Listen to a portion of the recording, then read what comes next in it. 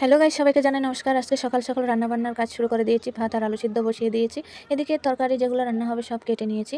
আজকে তো পাশাঙ্কুশা একাদশীর পারণ, সেজন্য সকাল সকাল রান্নাবান্নার কাজ শুরু করে দিয়েছি। আজকের মেনুতে ছিল আলু ভাজি, এদিকে মিষ্টি কুমড়ার ডাঁটা দিয়ে আলু সিদ্ধ করে একটা ডালনা করা হচ্ছে, আর করা হয়েছে 3 রকমের ভাজি, কাঁকরোল ভাজি, মিষ্টি কুমড়া ভাজি, আর এখানটায় হচ্ছে শাক ভাজি। রান্নাবান্না শেষ করে এখন ভগবানের ভোগ লাগানোর জন্য অন্য প্রসাদগুলো রেডি করা হচ্ছে। এদিকে ভাজি দিয়ে সাজানো হয়েছে, আর এখন দেওয়া হচ্ছে শশা, আর এখানে হচ্ছে শাক ভাজি, আলু ভাজি দিচ্ছে, আর যে ডালনাটা রান্না করা হয়েছিল ওটাও বাটিতে বেড়ে নিচ্ছে। সব কিছু এভাবে সাজিয়ে নিয়ে আসা হয়েছে আসনে। আমরা উপোস থাকলে ভগবানকে ভোগ লাগানো ছাড়া কিছু খাই না।